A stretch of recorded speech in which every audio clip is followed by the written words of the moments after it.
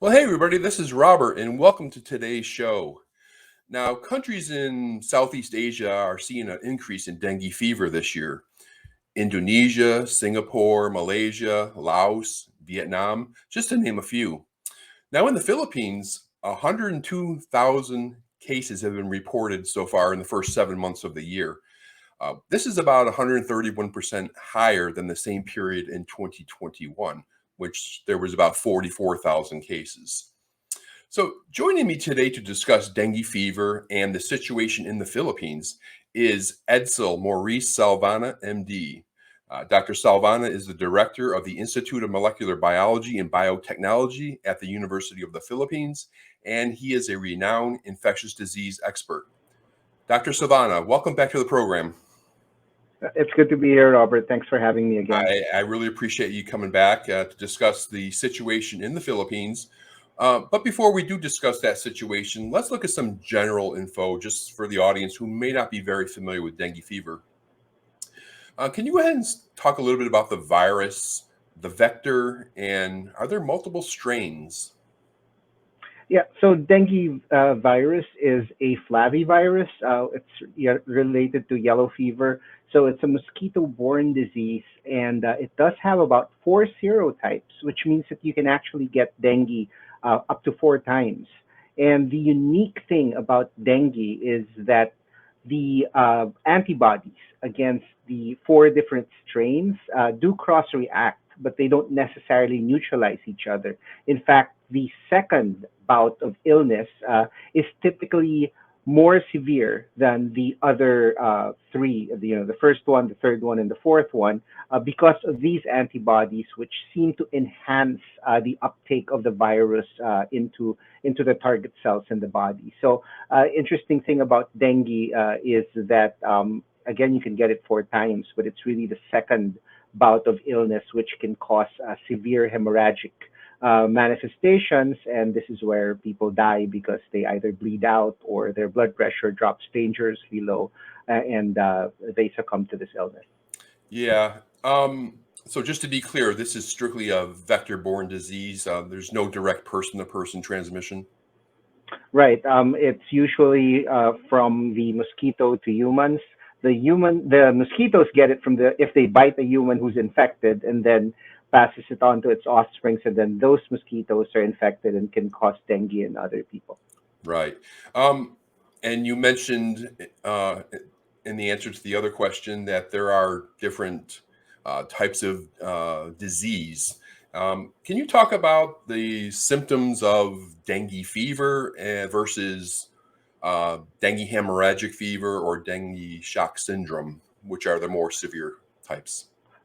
Right. So the latest WHO definitions, in the past, we referred to things as classical dengue fever, and then severe dengue, and then dengue hemorrhagic fever. And they really kind of tried to simplify it into dengue, and then dengue with warning signs, and then severe dengue. And basically, those are the three disease manifestations. When we talk about dengue with warning signs, we look at clinical and laboratory parameters. These include platelets, these include liver enzymes, which are used to determine whether a person can stay at home and just be monitored versus if we see these warning signs, then we tend to admit people into the hospital.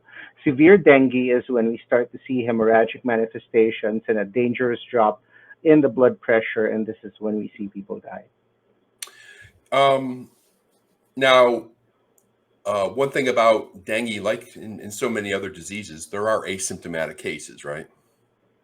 That's correct. So when we talk about classical dengue in the old parlance, we talked about having fever, having a rash, and also having the rash is actually a petechial rash, meaning that if you have low platelets, you can have these little hemorrhages in your skin, and there is also a rash that's kind of raised and very very itchy that we do see in these patients. So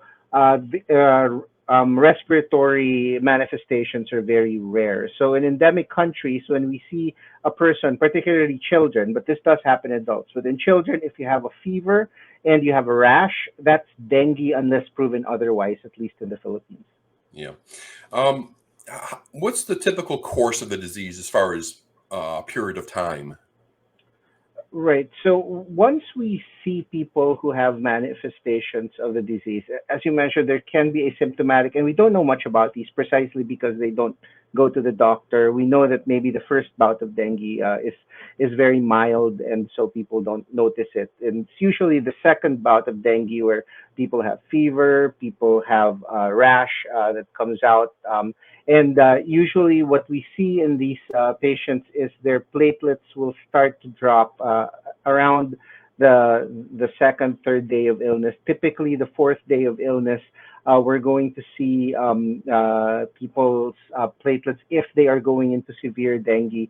That's when we see the dangerous drop in blood pressure, and then when the fever goes away, which can take anywhere from 3 to 7 days, the platelets actually continue to drop for about a couple more days before they start to recover. And this is where we actually run into problems because people think they're getting better because the fever is gone, but actually their platelets continue to drop for about a couple of days, and we typically keep them in the hospital for those days until at least we see the platelets go up. When we see platelets going down below 100,000, that's when we think that somebody needs to be hospitalized because they are at risk for severe dengue. Um, I want to also talk about treatment and prevention, but I want to hold off on prevention towards the end of the interview. Is there any specific treatment for dengue fever? Right now, there are no antivirals that we know are effective against dengue. It's really symptomatic treatment and supportive treatment, particularly with fluids. The way that dengue kills people is that it makes blood vessels very leaky, so that the fluids come out, and when the fluids come out, the blood pressure drops. And on top of that, we also see the platelets start to drop. And so the two things that we really watch out for that can be dangerous to people is when the blood pressure drops because of the fluids leaking out. And so to treat that, we give people a lot of fluids. And the second is we watch the platelets very carefully. In the past, when platelets went below a certain number, people like to give platelet transfusions, but that hasn't been shown to affect outcomes in any meaningful way. And so, but if people start bleeding, we will give them blood products. But in general, it's really just supportive care and making sure they have enough fluid so that their blood pressure stays at the safe level. Yeah. Let's go ahead and switch gears back to the situation in your country, the Philippines. The numbers actually just came out today, more than 100,000 cases, pushing for 400 deaths. Um, was this expected? And what do you think explains the increase in 2022? It's interesting. We have about a 3 to 5 day cycle, a 3 to 5 year cycle where the cases actually kind of go up, and we think that might have to do with the circulating serotypes and also really just serendipity. Maybe the weather patterns, the climate patterns, where there if there's more rainfall there, maybe you'll end up with more mosquitoes. But at least for the last 2 years, obviously we've had the pandemic and kids have had to stay home, not go to school, not get exposed so much. And so that probably contributed, aside from the regular cycle. And now that people are starting to go out, then they're actually getting dengue. And people are going back to the hospitals. The other thing was that hospitals were pretty much shut down, just taking care of COVID. And so it's possible that there were people with dengue, but they did not even bother going to the hospital or seeing a doctor just because the whole healthcare system was geared towards COVID. So I think it's maybe just a confluence of events, people going out there, and then maybe it's part of the cycle as well. Yeah, that's probably true, and that probably explains what's going on in the other countries that surround the Philippines, right? Correct. Yeah. Um, what areas of the country are being hit the hardest right now? Well, what we're seeing a lot of cases in Metro Manila just because there's a huge population, urban population here, and also people there's more healthcare here, so people are more likely to get diagnosed. But Mhm. this is pretty much a hyper endemic illness that happens pretty much the whole year round. We do have peaks in June, July during the rainy season, and also at some other points during the year. But there is dengue. I mean, I see one or two dengue patients throughout the year in almost every month, and also in the provinces. It, in fact, it seems to be almost synchronized. You see these multiple outbreaks at the same time. I don't know how the mosquitoes know it, because again, even the rainfall is variable in different places. But Right. yeah, it seems to have some sort of seasonality in that sense. But like I said, there's always low level transmission going on. Um, in the Philippines, how do you handle a situation like dengue? Is there a national campaign, or do the localities have their own, or is there some hybrid? It is a hybrid because the Department of Health has the broad national based program, and they determine policy on a national level. But uh, since the local government code was implemented in the Philippines a couple of decades ago, the local government units have actually been autonomous.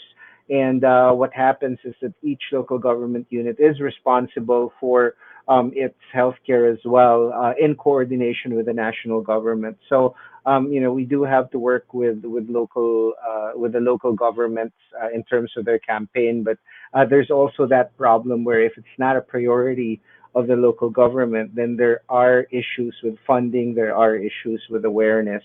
But for the most part, I think, especially with the pandemic, most people are very, very invested in health. And so what we're seeing is because of COVID, everyone's kind of on the same page in terms of addressing these health threats, and that goes the same for dengue. So, Dr. Salvana, what actions are taken? You have the situation, you have 102,000 cases in the country now. What actions are taken now to try to get it under control? Right. So, it's not rocket science. This is a mosquito-borne illness. So it's, we have to control the vectors, we have to limit exposure, and we have to have awareness in terms of symptoms, signs and symptoms. So, I mean, people are used to this. This has been here for a very long time, but we do need to remind people. We do need to get local governments to invest more in these infrastructure. Everyone's bankrupt from COVID, unfortunately. So, but we gotta figure it out. Partner with the private sector, partner with the citizens. It's a whole of nation approach, and it's not going to go away. People just need to be reminded. They know what to do, but everything's been COVID for the last 2 years. But dengue's still here, and it's coming right back. Yeah, it's not going away, right? So, if someone thinks they have symptoms of dengue, some of the things that you described earlier, as a infectious disease physician, what do you recommend they do? In general, I think that again, the awareness of dengue going around, especially when case numbers are high, it's very important that there be some sort of contact with the healthcare system, especially for children. 10 years old to 15 years old is actually when people have the highest mortality rate. So, contact with the healthcare system. If you have a private doctor, then certainly consult them, pediatrician. If not, then talk to the healthcare centers of the government. In the local governments, they do have these clinics at every village, barangay level. Very important not to just blow off fever, especially if it lasts more than 2 days and you're having these rashes and no respiratory symptoms. Very important to have early recognition so that we can anticipate. Doesn't necessarily mean everybody has to go to the hospital, but at least can be closely monitored at home. They can get a lot of fluids at home. If they don't look great, then they get brought to the hospital. So having these early warning signs being recognized by the people themselves, by lay people, and also having access to the healthcare system, I think that's really key to minimizing the mortality and the impact of these diseases. Okay, Dr. Salvana, I want to go ahead and close with prevention. And there's a vaccine, Dengvaxia. And several years ago, the Philippines vaccinated a whole lot of school children, and it didn't work out too great, to put it mildly. Um, the FDA took some action against Sanofi Pasteur. A task force was created. Can you briefly remind the viewers of what happened back then? What went wrong? Right. So, I mean, this was kind of a fiasco, and the vaccine actually works really well, especially for people who've had dengue before, because it prevents that second infection, or kind of skips that second infection if you give it to people who've had one infection. Unfortunately, that was not clear in the clinical trials that were done in the first couple of years, because even people who did not have dengue, when they were who had not had a previous dengue infection, when they were vaccinated, seemed to have some benefit in the early trials, but later on that disappeared, and in fact went towards potential increased risk of severe dengue for those who had not gotten dengue before. The vaccine is a little hard to understand. When we talk about vaccines in general, we think about preventing infection, preventing severe illness through prevention of infection. But dengue is a different animal. We're actually giving the vaccine not to prevent getting dengue. It's actually so that people don't get severe dengue, get that second bout of dengue. And so, unfortunately, because those safety signals had not been clear yet at that time, and it seemed like there was some urgency in trying to get the vaccines to the public. This was actually rolled out as a national program even before it was rolled out in the private sector, which is really more the usual way. And unfortunately, a lot of politics came into play. It was an election year, and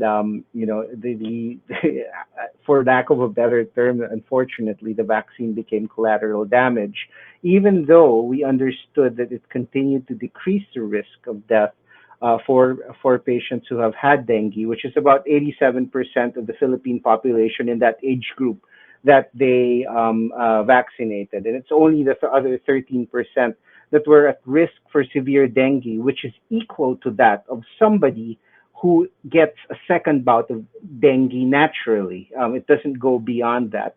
Unfortunately, there were also a lot of um, uh, hysteria where people were claiming that their kid had been killed by the vaccine, when in fact there were a lot of other reasons for it. I know that there was this one person who died of rabies, and they said it was dengue. It got to the really ridiculous point. Somebody had brain cancer, died of the vaccine. Mhm. It was really not. There was a lot of hysteria, and in fact, it's kind of gone full circle, because for people who have means, they're sending their kids to Singapore to get the dengue vaccine. The vaccine is approved in the United States for areas that have dengue, like Puerto Rico. It's approved in the European Union. It's ridiculous. This is the only country where the certificate of product registration was rescinded. And the reason for rescinding that certificate of product registration was not because it was harmful. It was because they said that Sanofi Pasteur did not comply with certain bureaucratic requirements. And so now what's changed really is that we now have the means to test people for dengue at the point of care. And so if we can use the vaccine again, we would have to test people before you gave it to them, to make sure that they've actually already had dengue. And then the safety issue will go away. The second development is that there's actually another dengue vaccine that's made by Takeda, Yeah. and that works pretty well as well. Unfortunately, because this is something that's been really drawn out by hysteria and mass media, I don't know how well it's gonna tide over when we start talking about dengue vaccines again. Right now, there's already a lot of polarization and politicization, and trying to stick to the science is what we're doing. Unfortunately, there's a lot of societal issues that need to be cleared out. Well, I mean, clearly the DOH is they say they're open to reviewing the data and the benefits of the vaccine. So, I mean, based on what I just heard from you, you're correct me if I'm wrong. You're all for going forward with getting the vaccine going back in the country, huh? Yeah, I think so. I mean, the fact that it's approved in the U.S., in Europe, in Singapore, there's nothing wrong per se with the vaccine. It's Yeah. just a matter of safely implementing it and getting these other men. You know, really fake news is really what happened. Unfortunately, there is. I don't want to completely absolve the issue of pushing it on as a mass product. That should not have happened. There was some haste in getting it to market even before the trials were completed. But they actually did follow the framework that the WHO laid out for these clinical trials. And unfortunately, they went ahead with that before the SAGE recommendation came out, which was just about 2 months later, which said go ahead and use it.